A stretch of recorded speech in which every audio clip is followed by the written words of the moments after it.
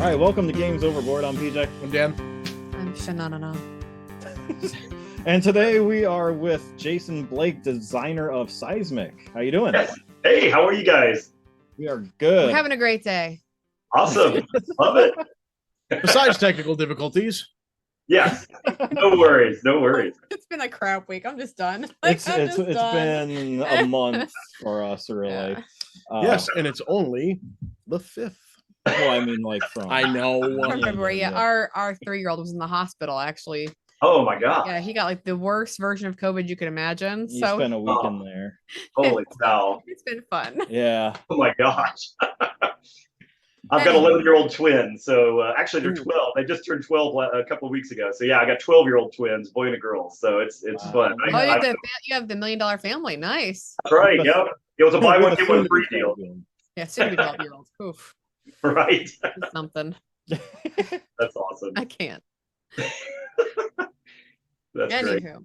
So we're here today to talk about what, PJ? Oh, we already talked about that, but we'll Yeah, do it your again. upcoming Kickstarter. That's right. So, Yes.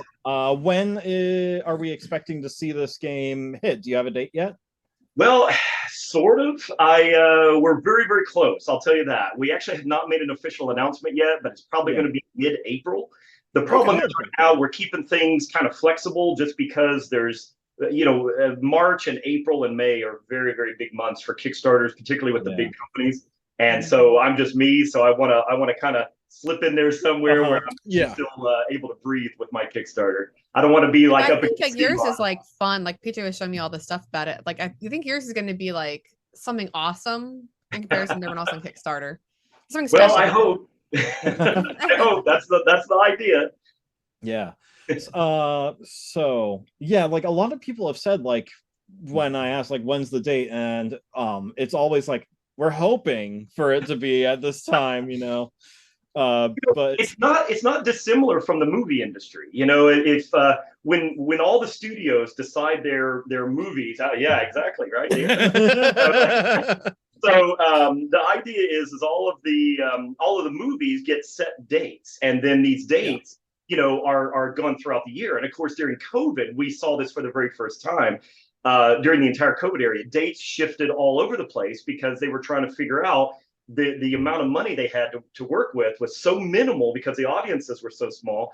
They all had to move dates around like crazy. This is not dissimilar from what happens on Kickstarter. Everybody kind of puts in these little, temp dates, and then all the other companies look around and go, okay. And then guys like me, I'm just like trying to find one little opening in a week that just goes, okay, that's my week, I'm going for it, Yeah, we'll see. You guys, the smaller productions and everything have a much harder time at that because it's only you or a small team of people, and you're putting things together. Where, like the movie industry, you get these bigger companies that are like, we're putting it out. Yeah, companies who don't need Kickstarter. Yeah, who don't need the Kickstarter. Like we're putting it out on this date. And just like the movie industry, you go, oh, but it's not ready yet. We haven't finished. Too bad. You only have this amount of time.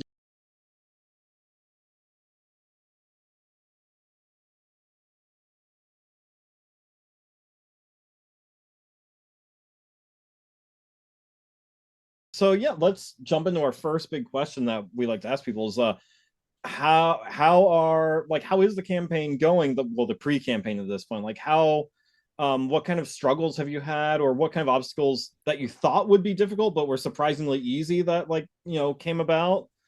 I am sure that I'm probably not a normal case. Have I got a lot of info for you?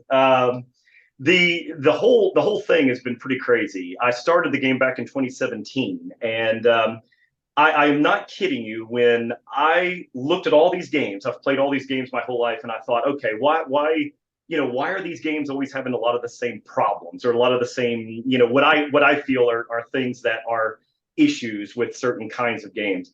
And I played the big dudes on a map style games, things like Comet, Eclipse. Even some of the new Awakened Realm stuff like Lords of Hellas, and then you get into area control like Blood Rage or Ankh or even Rising Sun. So, all these games are amazing, right? But a lot of the games have similar problems, in my opinion. So I said, you know what? I'm going to make a game. I'm going to make a game and fix all these problems. I was so arrogant in the beginning because I thought, oh, I'll make a game in like a month. How hard is this? It's basically just math with graphics. I mean, that's, you know, it's a spreadsheet with art on the front of it. But that was so far from the truth. I cannot even begin to tell you. You know, I had what I thought was kind of a working, you know, model in about 3 months, and most of my friends were just like, "This is garbage. You need to go away." Thanks for the true honesty. true friends will tell you right out when it's crap. Hey, but let me tell you, you know, that is the best thing, and that is one of the pieces of advice I can tell anybody who's working on any creative project. It really not just board games, but any creative project. You absolutely need the friends who are not yes men. You know, the biggest problem in this industry is you got family, you got friends, and everybody's like, "Oh, good job, man. That's a good game. All right, you should go to Kickstarter." No, exactly the problem with the industry. So my friends are, you know, and I've been friends with them many years. All of my friends I've been friends with 20 plus years, and so I have a fairly large group of people that, you know, they're programmers and engineers and software guys, and you know, these are not just, you know, dummies that are just gonna be like, "Oh, that's a good game. You know, I played Catan last week. Yours is better." It's this. They're looking at games the way I look at games, and you know, I'm wanting to make something that actually adds to the industry, not just another Me Too title, or not just another, oh, I'm going to make a worker placement, I'm going to make a deck builder. I said I want to set out to fix problems, to introduce new ideas, and do things that actually stand out in the industry. And of course, I think everybody has that mindset. But how often is that truly realized? You know, I mean, you guys, obviously, all the games that you've played and everything you've backed, you know, these days it really is tough, I think, to stand out. You know, how many games? I can't wait to ask you about some of that stuff when we get to that, but keep going with your story first. So anyway, just to you know, make a long story short on all this, which is too late. The problem I think is, you know, I have seen an unbelievable number of problems in getting to this point that I never thought that I would have dealt with. In fact, I thought from 2017 to now was supposed to be the fun part. It has been exceptionally difficult, and I mean, the laundry list of things I could go over is way longer than this podcast will ever cover. But but there's a lot of interesting things. But we can get to some of that as we go through some of your questions. Yeah, that's something. Our first video interview we did was with John Garcia of Table Golf Association, and one of the questions Dan asked him was like, "What do you recommend to first-time designers?" He goes, "Don't." And it's funny because that's what I got when I was asking people, what, you know, I'm an actor. What would you suggest for actors? Don't do it. If you can do something else, do that instead. People ask about teachers. What do you think we should be teachers? No, don't. You know, this is a sad thing. I used to be, you know, a hardcore like video game guy. Like I didn't do board games a whole lot. Was us. You know, and I mean, I did board games growing up, but you know, it was like around the 90s and 2000s. Of course, I'm in my late 40s. We'll call it mid-late 40s. So, but anyway, you know, I played tons of PC games before consoles really started coming of age. You know, I felt like the 360 and the PS3 really were about the first time when I was like, okay, these start, you know, seeming like they're a little better than the PC, at least when it comes to multiplayer. So I really got into that, and I kind of shifted from the PC over to consoles just because of the, you know, the ease of being able to find multiplayer and the lack of cheating and some of the things that, you know, obviously like the PC platform. I'm still a big digital gamer as well, but I mean, I really gravitate towards analog now. But the thing is, on that same topic, when I had kids, and I had wanted to be in the video game industry, I wanted to be a video game designer. I mean, doesn't everybody, you know, when you're in your teens, early 20s, everybody's like, oh, I'm going to make a video game. It was particularly in the 90s, it was kind of the Wild West in the video game industry. And I thought, oh, I can go and do this. I just, I looked into it, I read about it, I started following all the different industry insider stuff. And the more I learned, the more I was like, this is a horrible industry. There's so many things that you don't want to get involved in. And so as I got older and I met more people who had gotten burned out and bailed out of the video game industry, I had other parents who were kind of my age, whose kids were coming up into teenage years, and they were gonna forego college to go to video game school, like a Full Sail in Florida, or one of these other big video game colleges.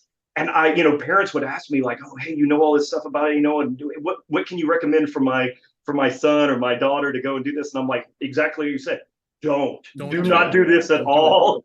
Run, go find a normal job. If you want to make a video game, mod something for fun, get it out of your system. If you really still want to do it after that, then be my guest, but have something to fall back on. So that industry is just as ruthless as the entertainment industry in general. Absolutely. When it comes to crunch time, crunch time is the worst. You're putting in, 80 plus hours. I'm playing the world's smallest violin. I can't hear it. I'm deaf. Remember how many times we said, take a double major, Dan? Take a double major, Dan. But I still have a lot of good qualities, thanks to acting. Okay. Yeah, you have one, and her name's Angie. Hi, Angie. All right. Besides my girlfriend, I can do public speaking better than most people. You did a good choice. You made a good choice. Yeah. Anyway, but when it comes to like crunching and everything, for that, they work you to death, and then a lot of times they don't get paid. We're over budget. Absolutely. Where's the money going to go? Well, we've already spent it. You're done, but you didn't finish your job. Yep. Yes, absolutely. Like, if you did that for a contractor, oh yeah, my gosh, nothing will get done. Exactly. This is about a board game, Dan. That's okay, because we're on the subject of Vegemite games at the moment. Vegemite games? That's what I said. Vegemite. Moving on. I really don't think you like Vegemite. That stuff is rancid. I love Vegemite. Fun fact. So segueing into Seismic. Away from Australia. One of your big. I had a question before Seismic. Okay. How did you get into board gaming? Like, I know you mentioned like you played that, but like board gaming is different than playing video games. So when did you get into like the hobby? This? Yeah, so and again, I don't know how old you guys are, but like I said, I'm a little probably quite a bit older, I'm guessing. So we're 36. We're all 36. Okay. Well, going him. to be 36. Gotcha. All right. Well, I'm 40. I will be 49 in May. So 48. I got into board gaming way back in the 80s. The first game that really made an impact on me was a game called Thunder Road. And Thunder Road was actually a Milton Bradley game of all things, but it is still, I think, kind of out of, it was an anachronism for the time. It really did seem more like a modern game than what, obviously Milton Bradley and all that was putting out at the time. And of course, little by little, of course, I was introduced to things like Risk and Axis and Allies as things. Classics. Forward. Sure, of course. And then, I can always go back to even more classics like Stratego and Battleship and all that. But, as I got a little older and, kids were for, games were for kids, I was like, now I'm going to move into video games or something. So, and I kind of did, and I started doing that. But I think it was, and this is not dissimilar from other people, I think it was Catan that pulled me back in the 90s. Interesting. And usually and this happens to everybody, and it was around that time. I don't know how that one game suddenly just became so prolific. I actually had the German edition that I got from my local store, and a bunch of my friends, one of my friends had introduced it to me at one of just a party. We played it. My favorite part was the negotiation part of trading stuff across the game. Yes. It was the player interaction that really drove me, into it. That's what I wanted to do. That was the part that spoke to me. The mechanics and all that, there's a lot of luck in Catan, but that was kind of what drew me back. Then I still had kind of a lull for a little while. And the game that really broke me, that just got me back into the hobby. And what I blame it for all of my financial woes because I've spent money on board games and anything. But Eclipse came out in 2010. That completely just changed everything because it was a video game level of complexity, but it had that human interaction. You're sitting across the table now from people. And, video games are great and you can put on your headset and, yell at everybody and everybody's yelling at you and it's great. But there's something different about that tactile feel of sitting at a table with your friends and being able to just, talk to them and yell at them and right there in front of you. It's just different. Yeah, for sure. I think it's funny you said what really brought you in for Catan was the whole bartering and everything and negotiations. My brothers and I, as kids, constantly played Risk, and that was how we played. Mainly, my middle brother and I were like, "All right, I tell you what, we're gonna do a defensive pact, and you don't attack me on this side, I won't attack you here, but we'll gang up here at this point and take out my oldest brother." And he'd be like, "I hate you guys." And it's funny because we still play Risk today, and that's still what goes on. And my older brother is like, I hate you guys. I'm just going to destroy you all. I'm not. Hey, by the way, to really drive home the point of your question, the thing that really pushed me back in Eclipse was kind of what drew me back into board games. And I started buying some. But speaking of you guys being in furthering education, my wife decided to get her master's degree in 2013. She and I share an office, and I'm actually in the office now, but she and I share an office. So she was working on her master's degree in education. I'm over here with my headset on, yelling at people in Call of Duty or whatever. And she's just like, this is not going to work. You've got to do something else.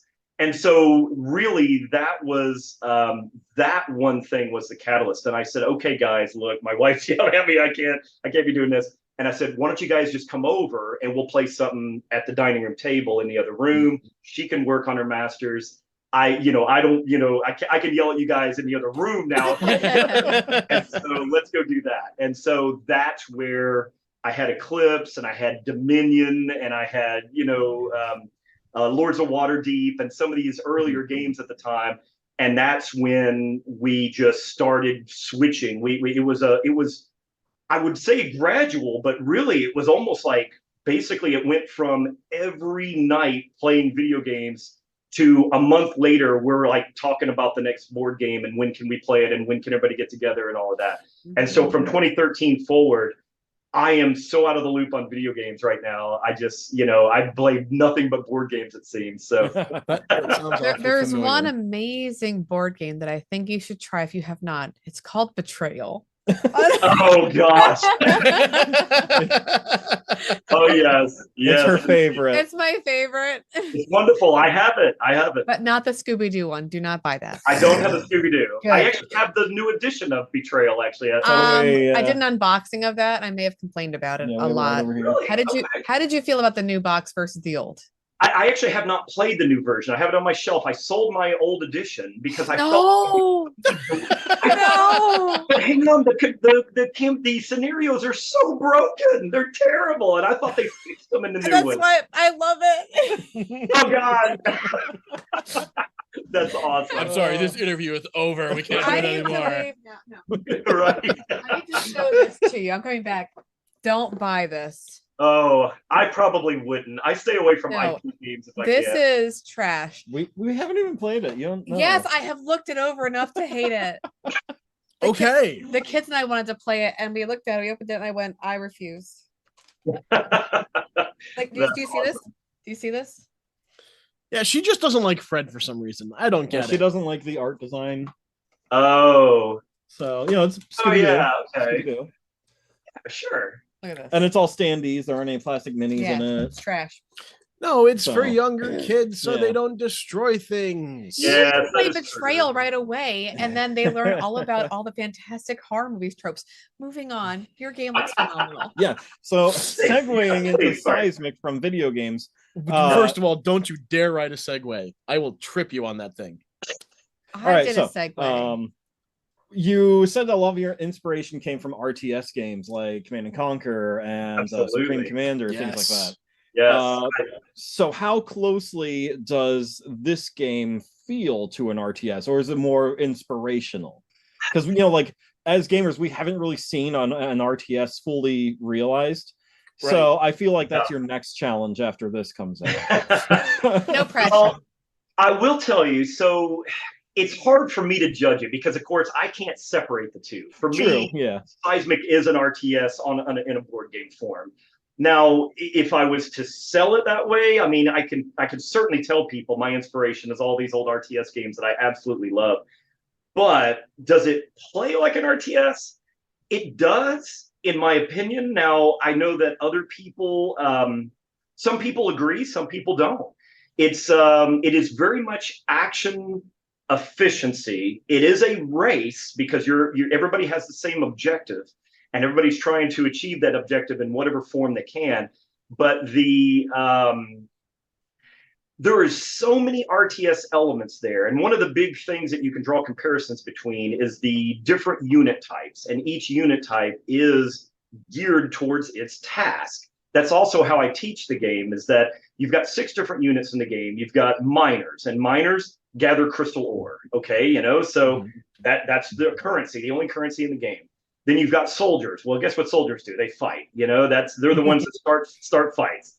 You've got speakers, and the speaker model actually has a flag next to her on the model. She puts out flags on buildings, and flags on buildings are control points for influence. She is actually your human resources or your marketing department. She is literally zooming out. HR and PR. I like it. Yes, actually she does, yes. And so she's going out across this planet, and she's getting colonists to come and work for you to help you build your colony ship to get off the planet. So, and then beyond that, you've got a few other units. You've got your power mech, which is basically just a bigger, badder version of the soldier. And you've got your harvester, which is just a bigger, badder version of the miner. So beyond that, your colony ship is your last unit. So your colony ship kind of serves as your base.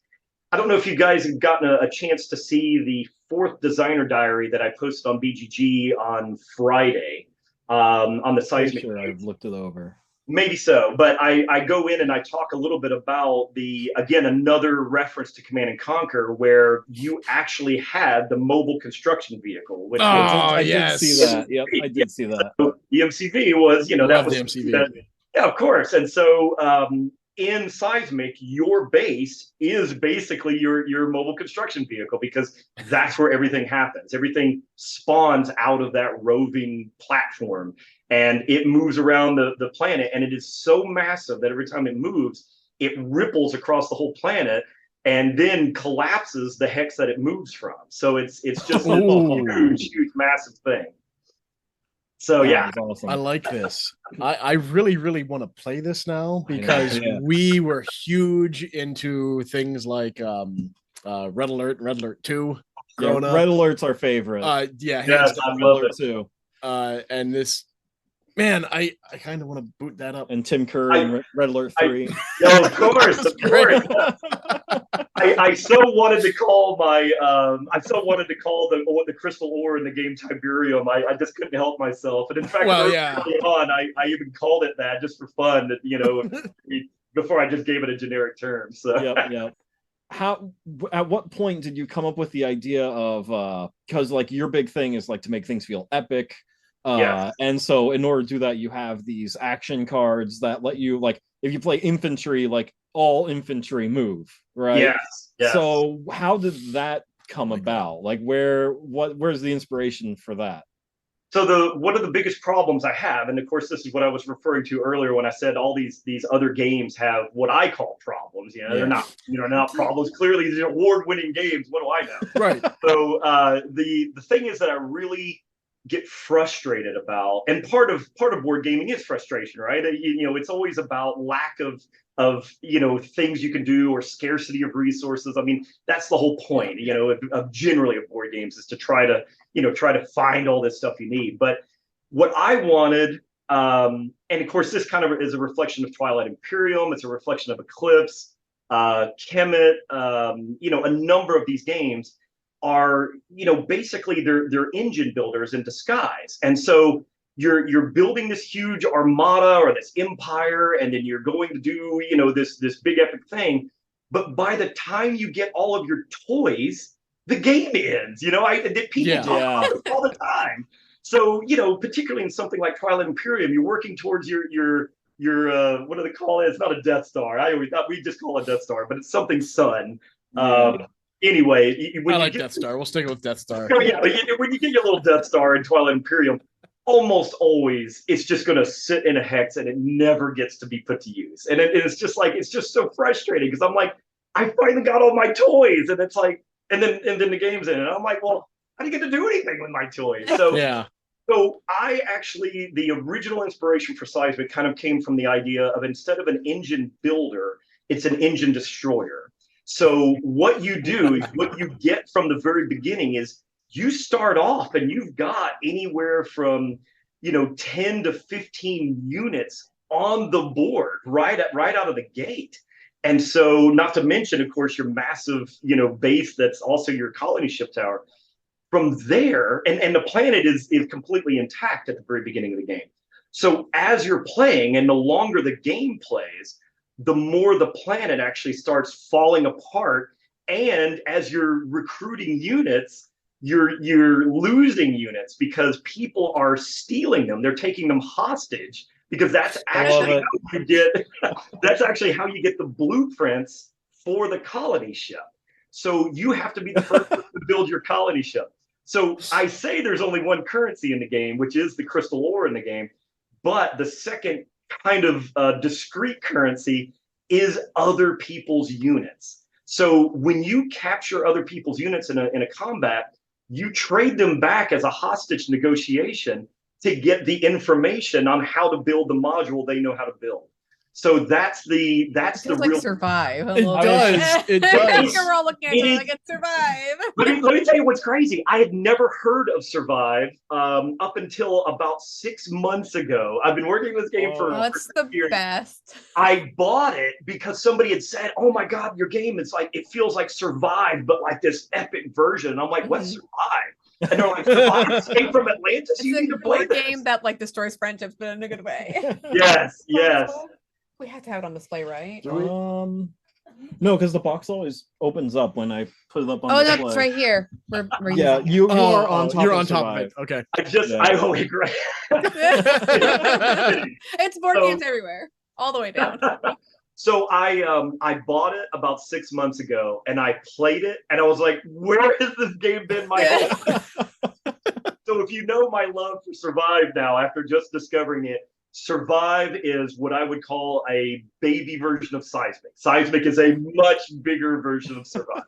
I like this. I love like Survive this. so much. So I'm just thinking. I'm reading what I got to read just last night. I actually did my research for once. I know. Oh my gosh. It's a Lenten miracle. Like I was really excited, especially when BJ told me about it. He's like, "Yeah, it's like an RTS come to life." I was like, "All right, I'm intrigued." And he showed, he gave me the link, and I'm reading some things. Like, okay, I like this. And then hearing you talk about it, I'm just going, "Man, I'm gonna kick your ass." From the guy who lost horribly and survived just last week? What did we just last week.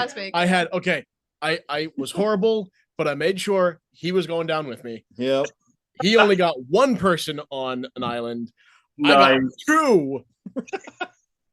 And Angie and Shanna killed the rest of our people. So yeah, we did. That is awesome. It was Angie's first time. It was Angie's first time. The worst part is, like, there may have been some drinking involved on one half of the table, but not for you, and you still lost. I still lost. It's the joy about Survive. Oh, okay. I will say I had 3 of my highest numbered people, which I didn't know until afterwards, right there. Oh no! Oh. And then he moved the sea serpent and killed everybody. I was like, They're right there at the dock, ready to be put on the island. Just so happy. I got screwed, man. So your game is like Survive, but on a different planet and like on steroids. Yes, absolutely. It's gonna be this. I'm your excited artwork's for this. phenomenal. I thought it was Yeah, really the cool. art- Oh, thank you. Yeah. So Yeah, that is one of the things, by the way. The artwork I had done by a wonderful guy in Poland named Cysmic. He is fantastic. I'm very pleased with him. But what might be crazy to you guys, depending on how many other designers you've talked to out there, but everything else in the game, including the prototypes, the graphic design, even the concept for the minis, I actually do 3D modeling as well. The rest of the game is all me. I'm the only thing I didn't do. Wow. That's great. That's is cool. the art. Yeah. So I need to learn that. yeah. There's a lot of things you can The learn, designer Dan. diaries of you trying to figure out how to make like mini proxies and find mini proxies. oh, it's terrible. Yes, it was terrible.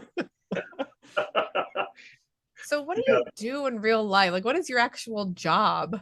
Oh my gosh. So I work at a robotics company. Okay. And, Okay. that explains everything, right? Yeah, But- STEM. Yep. Yeah, STEM. I got Okay. this. Yeah. So I work at a robotics company, but not what you think. I have programmed robots, but that's not my forte. I'm not a syntax guy. I'm much more of a visual person. So I do all of our marketing. I do all of our PR. I do some of our HR. I do all of our filming of robots. I do all of our audio stuff. I do narration. I run our YouTube channel, Cool. and then I do.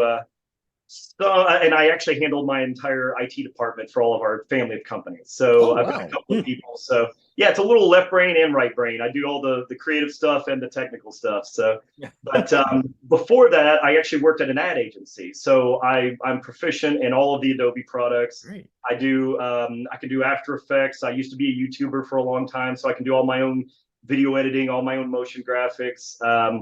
I've got, of course, I've done all my own graphic design in the game, and then I do 3D modeling in 3D Studio Max. And I do that some for my main day job, but I also did it as a hobby. So a little bit of everything, but I have no college degree. So everything I've done, I have taught myself, and my wife is very mad at me about that because Yeah.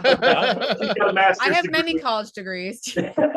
Well, see, that's great. See, you have a big leg up from a lot of the people that we've talked to. Yeah. A lot of them, they're still trying to figure out ways to do PR and get themselves out there. Yeah, marketing Yeah, has been a big hurdle John for a lot of people. Garcia has Yeah. been like the Oh, best really? because he's a marketer by Yeah, that's trade. what John That's what he does. does. So he Now, let me does tell like you, I have a leg up. even me having knowledge of marketing and particularly online stuff, the one thing that I actually, because my company does business to business, we don't do business to consumer. So one of the things that I was very weak on was the social media style of marketing. I've gotten to a point to where, and I think this partly comes with age, and partly comes from the last few years of COVID and everything else, but I really don't do a whole lot of social media anymore. I just don't, Right. I'm just not on a whole lot. So I did end up reaching out to a wonderful group of people that I have been working with now for almost a year to get the game to market, and that is Other Stuff Games. Those guys are a marketing and consultancy firm for Kickstarters. So I will absolutely bow down to them and say they are phenomenal. Anybody who is truly serious, that's the people to talk to. And I know there's a lot of different people out there, but when it comes specifically to board games, RPG stuff, or anything within geekdom, the geekdom world, if you're going to Kickstarter, those are the kind of people, definitely, if not the specific people you should talk to. Crazy. Okay, great. Yeah. I was told by, I think it was John, that Facebook ads get like a tiny fraction of people. Yeah. But Right. he got me and you got me. So, Well, there you go. It's the fraction that counts. so I'm the weird minority that gets hit by these ads. And I'm like, Yes. "Yeah, I want this." Now. we have extremely focused ads, and we are we have an extremely narrow vision of who we're targeting. So if it found you, you are my target audience. I can assure you. We are not scattershotting like a shotgun. We are extremely laser focused in on That's board what was on gamers. your back. So you're And, special. So it I works. knew you It's were clearly working. special. I'm so special. You are. I feel It's clearly seen. working. First time. See, but not heard. Yes, thank you, Angie. Somebody loves Thanks a lot, you. Mixer. So, Right. Seen but not heard. There it is. Do you have an estimated price tag for this game yet? Because it looks like a beast for a first first time Yes. designing. Like this looks like a Yeah. beast of a game. Everybody I've shown this game to who knows this is my first Kickstarter is just like, what is wrong with you? Why did you not make a card game? You know, this is ridiculous. That's okay. So, I see what you're doing. You're aiming for the stars. Star. You need to leave. Exactly. I guess I have to leave now. You can see yourself out. So, so the thing is right now we are playing around with prices that I actually think might shock you for what you'd get. We are. This is actually one of the hurdles, by the way, is I was under the impression before I really got deep into this, I was under the impression there was probably 5 companies in the world that made board games in China. That's not true at all. There is like 100. Wow. One of the things I've learned just from my main day job and being in business is, you know, the rule of thumb is always go get 3 quotes, right? Whenever you're going to go buy something, go get 3 quotes. I have existing right now, I have 14 quotes. So the problem is this industry is so like crazy because everybody quotes based on what they are very familiar with. So you know, a plastics company will give me a great price on plastics and then they're horrible on paper, and vice versa. So one of the things that I'm struggling with right now, and we're only about 6 or 7 weeks away from Kickstarter, maybe less if I can get it. But I actually don't have an exact price yet. All I can tell you is that we are probably going to break the game into a 4-player version and a 5 to 6 player expansion, because what I want to do is I want to make sure, and a lot of people don't care about the 5 and 6 player, you know, they're only going to ever play 4 or less. And so one of the things that we decided to do was try to make sure that it was affordable for people who want this big epic experience and this crown jewel of their collection when it comes to quality of components and all that. You know, the table presence is just nuts. And of course, I mean, I love games like that. I go all in on these crazy Kickstarters. I'm a backer I've backed over 230 Kickstarters myself. So I get it. And I know what people want. I know what people don't like. I know where Kickstarters have fallen on their face. Even big companies have fallen on their face in certain ways. So one of my things that I want to make sure, and I know everybody again always says this, sounds like a broken record, I want to create the best game out, you know, that I can ever create. And many people go bankrupt doing that. I have to make sure that it makes sense. I have a day job. This is not my bread and butter. I don't have to feed a family off of this game. So the good news is I have some room to play to make sure that I can at least pay for my time, pay for the manufacturing, pay for everything that I've invested, which is not a small sum. But to get rich off of it, I think is delusional. And I think that's right. I think that's one of the biggest problems. I am trying to make sure that the 4-player, to answer your question, the 4-player is sub $200. And for that, for what you're getting, you're going to end up with so many really large minis. And this is the other problem. You'll see these Kickstarters, and I have plenty of them on my shelf.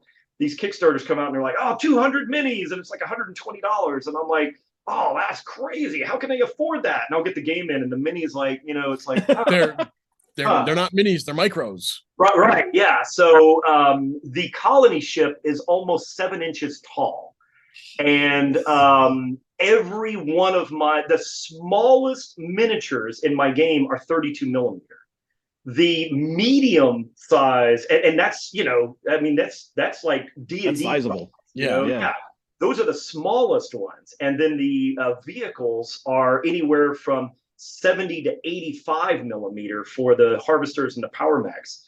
And then everything else in the game is almost none of it's cardboard. Almost everything is plastic. So the amount, even the buildings, you know, all the habitat buildings and the flags and I'm actually putting in extra dice because I know what it feels like to be playing a game and there's one die that everybody needs in combat or something, and it's like, oh, where's the one die I need? Hey, hand me the die. No, I'm gonna put at least 2 sets of dice so that when there's a fight, one person grabs their dice, the other person grabs the other dice, and it's not, oh, hey, I just rolled. Okay, here it's your turn to roll. I'm not going to do that. I want to make sure that the player experience is as good as I can make it within reason and not go bankrupt. Right. So speaking of within reason and going bankrupt, is this going to be a dual layer board where the tiles go in, or all dual layer? Yes. I thought I saw that. The game board itself is actually a recessed board in the middle where all the hexes go. And that was by design from day one. I've played plenty of games where there's a bunch of hexes. Survive is one of them. And you're moving things around, and you got to pick up this hex inside the thing, and then suddenly the hexes are off. And of course, my OCD just like goes, I gotta put them back. I gotta align the edges. Oh God! And it's we're not alone. Yes. Thank you for seeing me. So, but the thing is the main game board is recessed. The main player boards are all recessed. Very heavy duty chipboard. I'm not selling for less than 2.5 millimeter, which is super, super thick, chunky. Everything should feel very high quality. And that's absolutely one of the things I will not settle for less. And for the price that you're shooting for, that high quality will make a lot. I mean, does it come with the launch button? It's gonna make sound. That's all I care about. So, to be fair, I'm really trying. I've talked to a couple of manufacturers, and they are saying that they can do that for me. I've actually created the whole launch button. I designed the whole thing in 3D.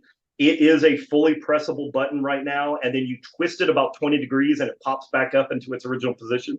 So when you press it, I am hoping that I can actually have a little sound effect in there, and some of them have promised me that it's not a problem. So it is something I really want. Now, we are working on a retail version, and the retail version would be very inexpensive. No miniatures, all standees. That one will probably be in the $75 to $80 range. Again, we're guessing right now. Right. But that launch button will be, unfortunately, just a wonderful 2D graphic of a launch button. So you got to pack the $200 one. I need the launch button. Yeah, PJ, come on. I mean, I will pitch in. I will pitch in if you need. I like this.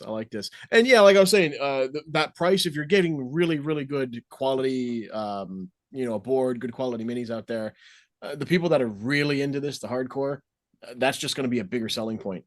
Yeah, I know that's the one thing that we talk about a lot is what's the quality? How does it feel? That's the first section of our reviews. Yeah, is components. Like, how does it feel in your hands? I don't think we've actually had a game yet where we both went, Aliens.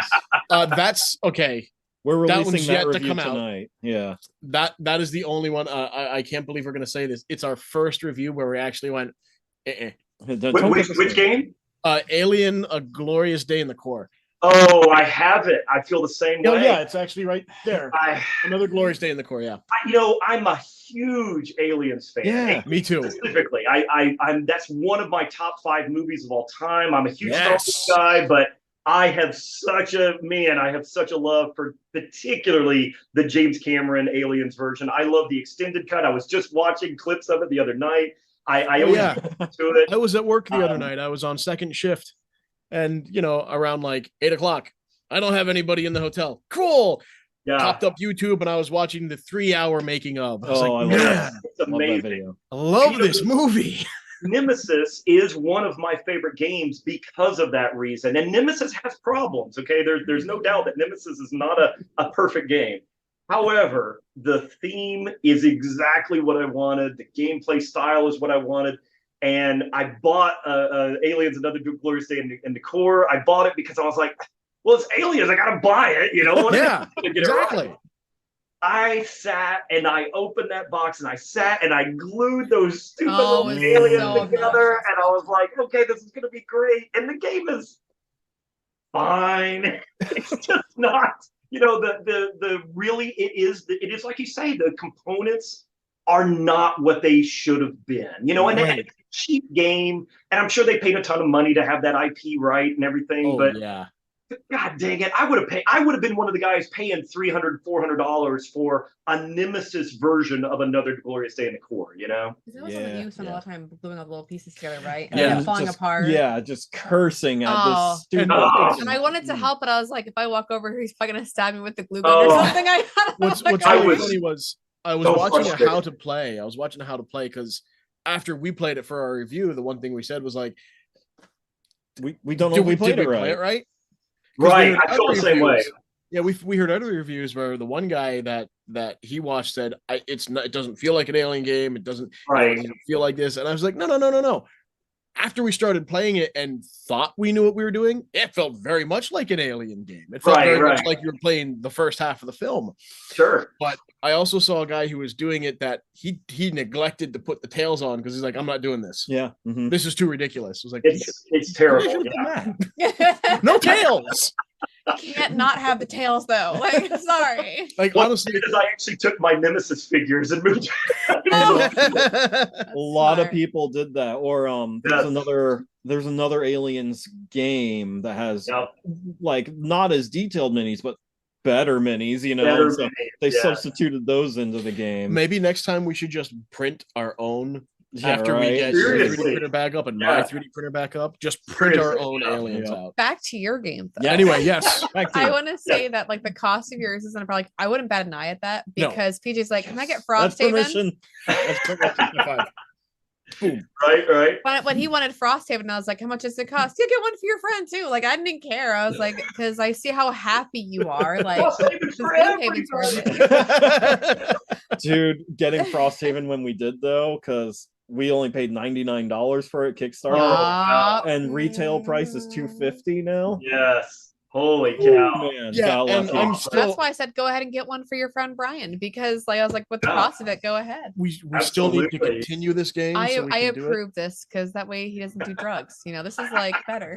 Yeah, And it helps is the whole so family funny. too. some people. I do Girl drag Scout all cookies. of Some people do Girl Scout. Hey.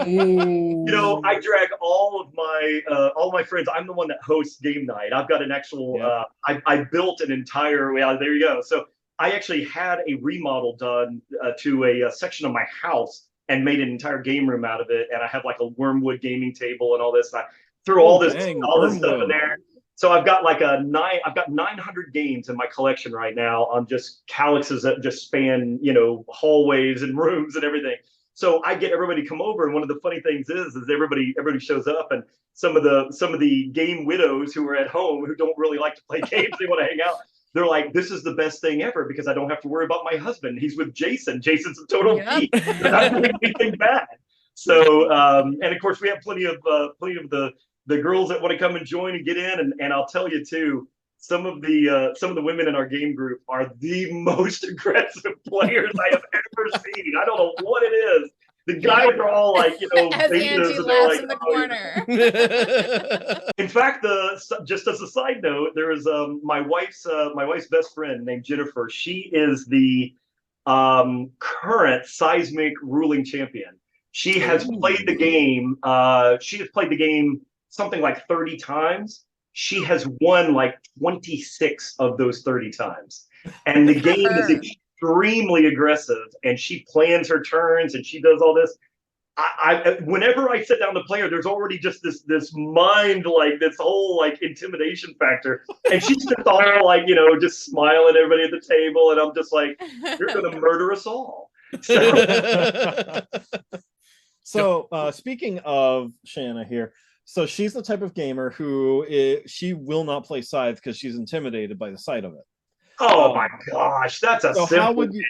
So Come how on. would you sell your game to someone like Shanna? It's not the size that it's. She's told that to a lot of people.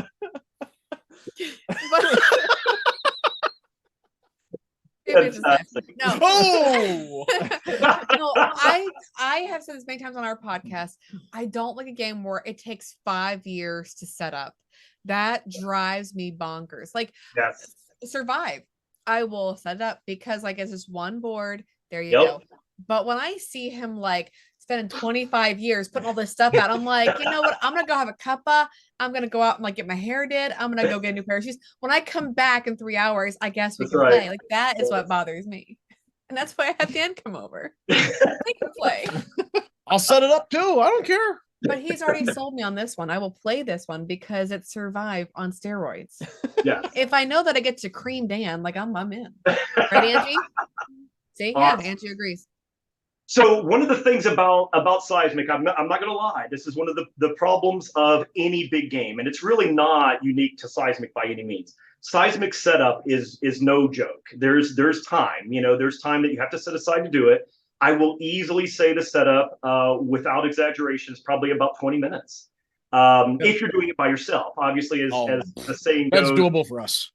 As the saying goes, many hands make for light work, right? So the whole point is that if you've got 3, 4, 5, 6 people who are going to sit down and play this game, clearly the setup is very quick. Okay, it'll happen much sooner. You can actually have the game set up in about 10 minutes with 6 people or 5 people even. So not really a problem. But my game is, there's 127 hexes, okay, that have to be placed in that main board. You've got all of your miniatures. You've got your 3 pieces of your main board and then a faction board to choose. The good news is my setup, unlike many other games out there, is more brute force. It's just grab this deck, shuffle it, set it on the table. Grab these tokens, pour them out into a pile on the table. It's not, okay, take this deck and 3 of these cards from here and 6 tokens, turn these tokens over and then take these 6 cards, shuffle these into the 3rd bottom of this deck and then set these. It's none of that, okay? So oh my God. It's not, yeah. And let me tell you, I think that setup, even if it's less time, I find those kind of games horrible to set up because I'm like, why is it like this? The biggest setup of Cysmic literally is putting the 127 hexes in the main board. And again, this is a 5 to 7 minute, task by a single person. But setting up your boards, putting your little cube out and taking your 10 cards and tossing them on there, really it's also setting your minis out. Each person has 27 minis, I think now. 27 different miniatures. You got to pour them out of the bag or get them out of your little vacuum thing. But each person is responsible for that. And my goal, have you guys seen Foundations of Rome by Arcane Wonders? Oh yeah, I've seen it. Okay, but you haven't seen. Have you ever seen an unboxing of it? Have you seen the minis in it? The buildings are gorgeous, but yes. If not, no big deal. So it's like Baron Park, by the way, but with like everything is a 3D mini. Yes, it's like yes. $300 Baron Park is what the thing is. Basically, yes, basically. And see, I'll play Baron Park if you set it up. So, anyways, again, I will play it if you set it up for me. In the oh my gosh, what the heck? Foundations of Rome. In Foundations of Rome, each player gets their entire own vacuum formed tray with all of their miniatures in it, and you just pull it out and you set it in front of the player, and you're done. And you take the clear plastic lid off. That is my hope for Cysmic's setup. Is you put the board out, put the hexes out, and then here's your stuff, Mr. Player number 1. Here's your stuff, Mr. Player number 2. So I am trying to make sure the setup is as easy as possible. Going back to Eclipse, like that's the same route they took with second edition. Just the second edition is your tray. Yes, it's so wonderful. Play that game too. And knowing you, we'll have that one. Even if it didn't come like that, knowing you'd make it happen. I would print one. Yeah. He has a thing about printing boxes. I do. Yeah. Star Wars Rebellion's next, where you can download like a cabinet with drawers in it for all your units in Rebellion. Yeah. You get a cabinet for Imperial and a cabinet for the Rebels. So that's my next job that I'm printing. You take one half, I'll take the other. Right? Yeah. Awesome. I love Rebellion. I'm immensely tired just listening to that. So going back, plans are for an insert, but are you like, is that still in the works, or is that like a go? Doggy. Sorry. Hi, honey. Hi. What's your name? That's River. Hi, River. Oh my goodness. He came to visit. Who are you We are working on inserts right now. This is like when we have our cats, like on we do Zoom. Yeah, like when we're as teachers, like it's all here's my cat. Oh, Here's my yes, cat. of Here's course. my dog. Here's here's my hamster. Oh my goodness! How can you not pet that face? Okay. Oh. Sorry. No, Don't don't be. you ever apologize for dogs and cats. You kidding? Oh.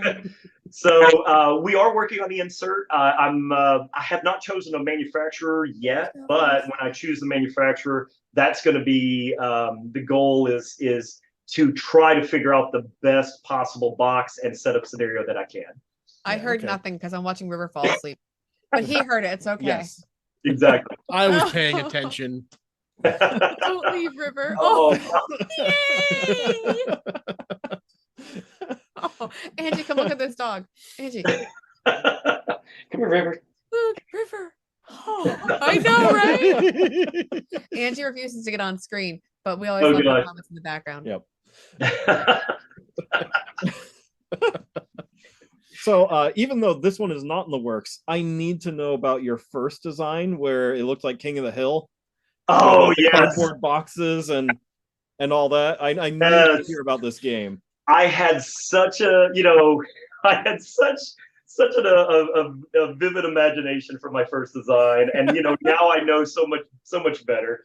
But I kept telling myself when I first started designing a game, I said, why is it that nobody's really using verticality? Everything on a board game is just two-dimensional. It's just flat. Why are we not doing things up?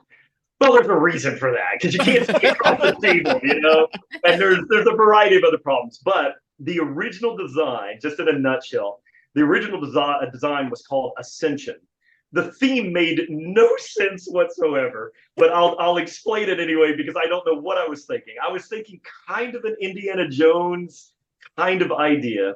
The idea was going to be these were traps. There were 9 traps, and so you were trying to ascend to be the god of whatever the civilization or whatever it was, and you were fighting among all these other gods.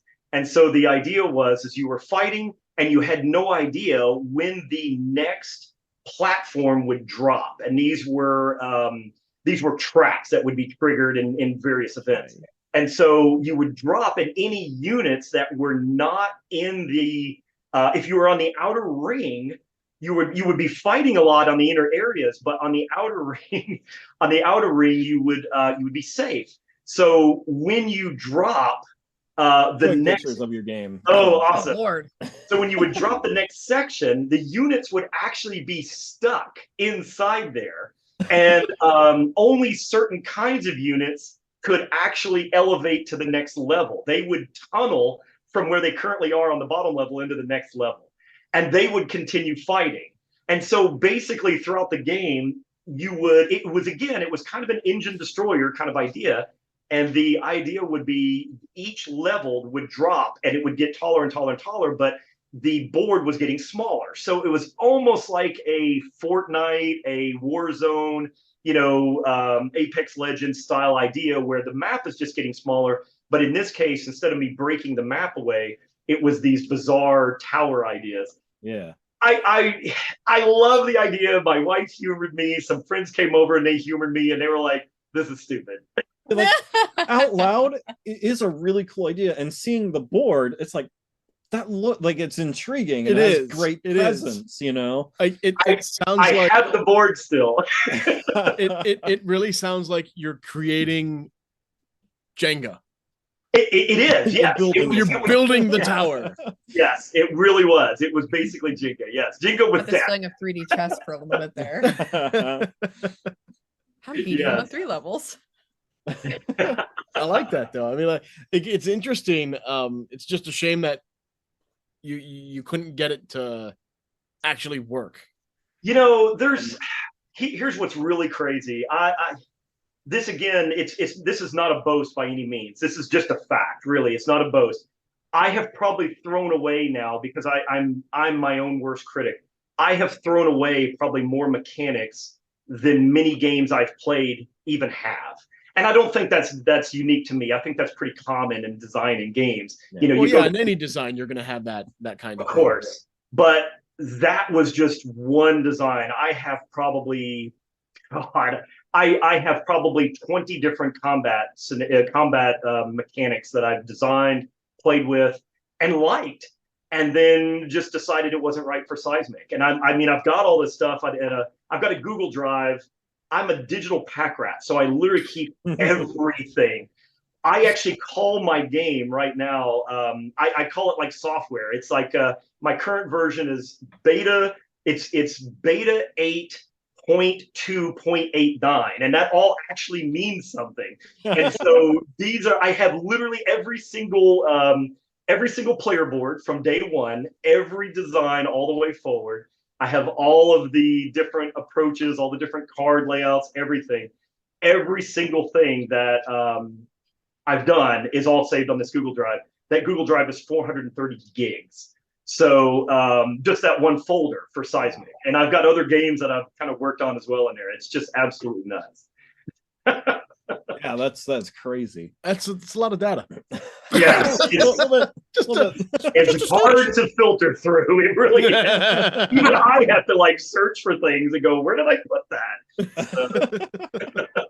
I have lots of grad school stuff, but I don't know how many gigs it is. My stuff's boring though. Yeah. Jeez, even my college stuff only took up maybe like 5 if I was lucky. It's reacting the whole time. Wow. Yes. In terms of Kickstarter, are you planning on any exclusives or things that will be exclusive, but then you could purchase later, or like how? The launch button. The launch button. So we have a variety of stretch goals and a variety of things that we're kind of talking about. A lot of this is still a bit flexible at the moment. We, clearly the launch button, being able to be pressed with sound and all that, we're really hoping to have that. That would obviously be a Kickstarter exclusive. That's not something that you could, ever produce retail. Yeah. There's a variety of things. The mountains, the 3D mountains are one part of it that I really, really, really want in there. And believe it or not, for me, that's not just bling in the game. I mean, sure, does it look nice? Is it cool? Yes. I mean, I love it. But it really is another visual reminder that people cannot move units onto those hexes. So if it's just a graphic of a mountain, people might count that as a move or something across the board. And I'm like, I want to make sure that people understand not only is this an actual mechanical obstacle in the game, but it's a physical one on the board, because everything in the game is a physical representation, and it drives home the point of how that unit functions or how it operates and why it's designed that way. Also, one of the things, having said that, is there's these combat markers, and you may have seen them in some of the graphics. There's a little, it's almost like my daughter kind of calls it like my wand. It's like this little red wand, and but it's a combat marker, and it only sticks into soldiers and power mechs. So there's a hole in the back of those miniatures, and it's very subtle. You don't hardly see it unless you go to place it in there. That is to remind players that you can't start a fight with any other unit type. So when you start a fight, you move the unit in, and you have to immediately place a combat marker in there. If there's no hole in that unit, you've made a mistake. You've read rules wrong, or you're doing something you can't do. So everything in the game is like that. So having said that, the mountains, I am trying to do the water hexes. The lakes are kind of the same thing. You can't move over them or through them. So I want to create like these cool, clear water hexes that are about that tall that would actually sit on top of the chipboard. There's a few other odds and ends, and to be honest, the game that you see in a lot of the pictures is the exclusive. That is a game that is not going to be retail, obviously, after the fact. Yeah. I will probably have some copies maybe to sell after the Kickstarter through either a web store or something like that. But the exclusive part of it most likely will be, this is a Kickstarter exclusive game. The retail version, if there's enough interest from distributors and enough interest through the actual campaign, then that will be an option that people can buy. And then hopefully, if there's a lot of good feedback about the retail version, because it'll play exactly the same, But if there's good feedback and people really like it, and there's enough demand for, you know, for a reprint or something of the larger game, then that would be my best hope. So, but lots of things. Keep your eyes out on the campaign. We do have a long list. I'll get it all that at some point, but even now, it's so nebulous. I can't hardly ever can't even answer it yet. Yeah. The launch button is non-negotiable. I agree. I think she's telling you something, PJ. I think we have to get this version of the game. Oh, shucks. Oh, no. Oh, no. What are we going to do?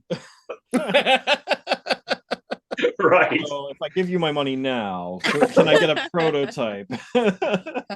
Right. The launch button. It's With imperative. the launch button. That's right. I would say Oh, have him give us the elevator pitch. What would he say to Oh, get right. someone? That's my favorite Well, thing. that was one thing that I started to ask about you, like or you know, like obviously you said you will play, but for people who are apprehensive of playing this, like, so how would you sell it to someone who is not used to, or would you say this is not for those kind of people? Well, you know, it's interesting. So, Shanna, you said something earlier about a game being too, you know, like you look at it and you just go, oh, I don't have the energy or the brain power to sit I down. don't like meticulous things. That's my problem. Exactly. So let me give you the same pitch that I give so many people, particularly at conventions, because one of my big problems with the game, of course, is it looks overwhelming, and I understand that. I mean, it looks like there's no way that anybody's going to sit down and want to learn to play this. I can tell you that I taught a group of teachers that had only ever played Uno. No exaggeration. No exaggeration. I taught a group of teachers, 5 players in the game. They had only ever played Uno. By the 3rd turn, they were cutthroat, going in. They understood the game. They knew the goal. They knew what they were doing. And I gave basically a 15-minute rules teach, and they were off to the races. So I've been asking people at the last few cons that I've been at, I've been asking, what would you rate the complexity weight for Cysmic after having played it? And so the complexity rating has been falling anywhere from 3 to 3.5, most of the time actually arrowing closer to 3. Out of 5. So out of 5, that's right. Okay. I'm talking about the I'll take BGG scale. Yeah. So, you know, when you look at games like Scythe, for example, it's in that same range. The thing is, what I've done with the game, I hate rule book flippers. And what I mean by that is a game where, you know, you've read the rule book, you sit down, you start learning the game, and then it's like, okay, you can move this guy. Well, how many does he move? Okay, well, hold on, let me grab the rule book. None of that. like us last week. Sounds Yes. familiar. Yeah. So personally, I think that's bad design. You know, I think that everything should be accessible by the player. The second thing is my game has such a huge table presence and it's such a table hog that I didn't want to do player aids on top of it. So what I did is I put the rule book in front of you. Every pertinent piece of information to play the game is either on the card or on the player board. There is literally nothing. Once you know how to play the game, there was literally no piece of data that you should ever need to go back to the actual rule book for. So the reason that is so important is because a game that has so many different units, and each unit has a different amount of attributes. Each faction, there's 18 different factions in the game, and they all have 3 or 4 different abilities. There are all kinds of abilities on the player board. Everything is spelled out. I despise games, and I know why they do it, but I despise games that rely on nothing but this entire iconography language. And you've got, you know, it's like learning a whole new set of hieroglyphics every time you sit down to play a game. And, you know, if it's good, then they make sense within context of that game universe, and you're okay. You can get through it. But when they're bad, the game is unplayable, you know, and it's just a disaster. So everything in my game is written out in plain English in the most succinct way that you possibly can. And that sucks for translations. And I know that going in, if I translate the game to German or Italian or French or Mandarin or Spanish, it's going to be a nightmare to do it, but that's not my target audience right now. And I'm hoping that there's enough interest internationally that I can do that. But I wanted to make sure that the target audience of English speakers that are mostly the gaming market right now. I'm hoping, because English is so universal on so many games across the world. I never want to force English on our international audience members. It's just the problem is trying to do manufacturing is so hard for multiple particularly for a game of this size.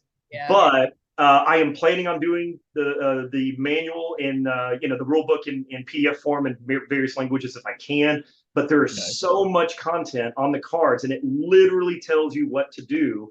So there's nothing that you ever have questions of while you're playing the game. So the sales pitch of like, why should you play it, or how hard is it to play, or whatever, I can teach the game. And a single turn, everybody has the same 10 cards, and it's 10 action cards, and there's 6 unit cards. You've already seen the units. I've talked about the units. And then you have 4 tactic cards, and the tactic cards are recruit, put new units out on the board, upgrade, make small units into big units, battle. So battle is fight all your battles on the board all at once. And then the last one's called negotiate. And negotiate is kind of a catch-all for a variety of different things, mostly hostage negotiation. So, but that's it. Can I please have that person back? We do not negotiate with terrorists, okay? Exactly. No, and that's really great. See, that actually answers one of the questions that I was going to have was there a quick reference, like a quick reference guide? But if everything's spelled out there on the board, that's great. And one of our other interviews, we talked to a couple from, was it Hungary, right? Yeah. And they were saying that where they are, they have a big industry where the big thing there is taking all of these board games from other countries and translating them. And that's what it just has to be a big name. Yeah, it just has to be a big name. But like they're getting out there so they can get all of these other games out to the rest of the world, which if your game catches on, like we really hope you do, that's an avenue that you can take almost immediately. Mm-hmm. Yeah. I've been approached by 3 different language translation entities right now, and we're kind of talking about what to do, because the minimum order quantity for one plate change, meaning like a whole change for art and everything, the minimum order quantity really is no less than 2,000. So the problem is I would need 2,000 copies in just a single language. So that's a tough call, particularly for a game of this magnitude. But if it hits big enough, it's something that I can offer as a late pledge, and maybe even late campaign if it really does hit big. Hopefully then I'll get enough interest, and suddenly somebody will go, I'll do the translation, I'll pay for the minimum order quantity, please just make it in this kind of, in this language. So, and I would be more than happy to do that, but I've got to have that demand, Yeah. So going to the rule book and all that, how was it to develop the rule book, and did that and what was I'm sure that was tied to like playtesting in some kind, and so how did the playtesting go as well? Playtesting started off early on. I never really got bad feedback. There was out of about 600 playtests, I got two different people, and I mean it broke my heart, because I was like, oh my god, really, you don't like it? So I had 2 people that were adamantly against the style of the game. They did not like the game, and they felt like there was too much randomness. And what I did is I tried to get rid of randomness, and I actually gave more players more agency over time. And so the feedback, and that's one of the things too, is developing a game, particularly for this amount of years, to say that I'm the designer is really kind of a misnomer. I really feel like I'm the shepherd of everybody else's feedback. I'm the facilitator of all of the combined feedback and input from all these various people.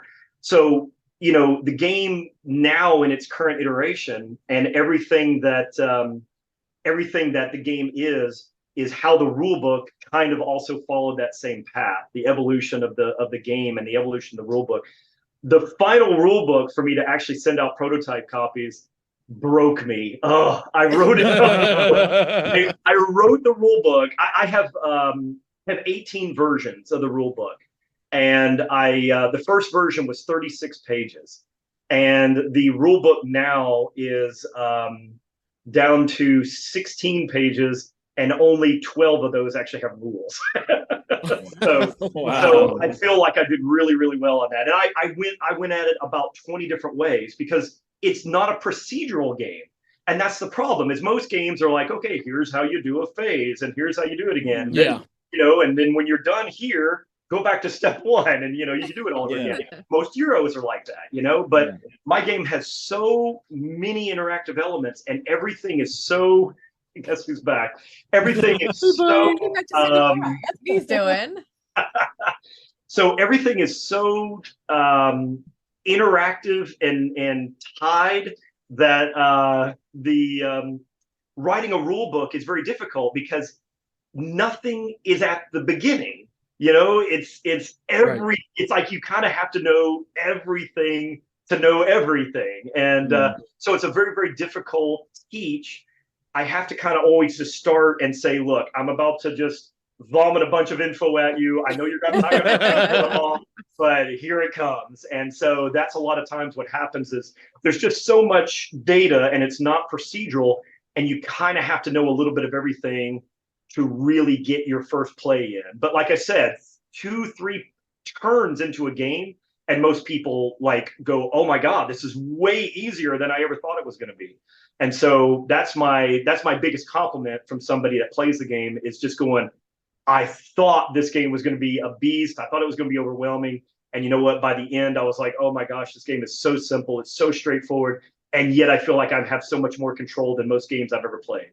So those are the kind of things that I just love to hear. And of course, it's 6 years of evolution to have gotten to this point. Right. So. Yeah. Right.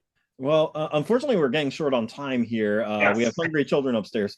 But I have 2 tiny questions for you. So first, the map tiles, like the hexes. Yes. Are there any like specific orders that they'll have to go into, or is it completely random? So when you build the map, and I'm sure you've probably seen the pictures, You're not done yet. Keep tabs. So when you look at the pictures, the map is broken into 6 pie slices of terrains. And so each of those terrains is completely randomized. You flip all those hexes of, say, the rocky terrain. And the number of hexes and the type of hexes are identical from one terrain to the next. So there's no starting position that is, you know, more lucrative than another. Everybody has 3 mountains, 1 lake, 4 crystal spaces, and you have the same number of habitats, but they're going to be arranged in a variety of different orders. And so that's what keeps everything different every game. Yeah. Very cool. So that the player board is always very, very different. Sometimes you can have like a huge mountain range. Other times you'll have 1 mountain scattered, you know, 3 mountains scattered. Right. Okay. Very cool. Yeah. My last question for you before we wrap it up is, what games are you playing right now that you're just loving? Oh boy, last night we played Betrayal. that's such a new version. No, last night I'm the spokesperson for Betrayal. I don't get paid, but I would like to be. I will actually tell you, I track all my plays, and this is so sad that my memory is so bad I can't even tell you. We played Komet last night. We played Ankh last week. Ankh Gods of Egypt. I played Macro Crime City with my kids. Yes. There is a brand new Kickstarter that came out recently called Thurgy, and I might be mispronouncing that. Very good game. I like the game quite a bit. We had some rules questions, but again, a little plug for whoever made that game. I backed it. Love the game. Some of the other games, I played Endless Winter recently. You know, it was fine. It's a lot of mechanics. Warp Gate Beyond is made by, and I'm going to destroy his name, Archimperov. Oh God, it's terrible. I forget what nationality he is. he made some other games that I really, really like. And he made a game called Warpgate Beyond. Warpgate has a very similar feel, a little bit like Seismic. There's what I call more randomness in it than I liked, but I think we might need to play it again before I make any good determinations. But those are some of the games that I'm currently playing. I love Kickstarters. They show up at my house about every week. It seems like. Yeah. So I'm always playing some of the latest Kickstarters, and I do show a lot of love to some of these 500 backer, Kickstarter games that don't get, the big hype. Yeah. I love to see, all these smaller projects as well. I want to see everybody, have their passion projects come to life. So I've got all kinds of oddballs. People are like, "What game is this? I've never heard of this." I'm like, "I was one of 87 backers. Let's try it out." Yeah. So, Very cool. Well, thank you so much for giving us your time. We really love talking with you, and I really Absolutely. appreciate the opportunity to hear about this game some more. And Definitely. I'm looking forward to it even more now. I really enjoyed Awesome. meeting River. Indeed, you guys can interview him next week. He's working on a Yeah. game too. Yeah. I is dog. What is your It favorite involves treat? bones and balls. So, I gotta speak dog here. So give me about a week. No, don't scare him away. I want him to be my best friend. Well, thank you so Awesome. much. We really appreciate it. Absolutely. Thanks so much for you guys reaching out to me. I love it. I love to, talk about just games in general, not just mine. I'm just so wonderful. So glad that people think my game is wonderful and that people actually want to talk about it. So I more than appreciate it. Thank you so much. Yes. So yeah, that's it for us. Yeah, that's Thank for you us. again We'll for post coming on the this show. next week. Next so in week, a, the show in a week. will go up Yep. next week.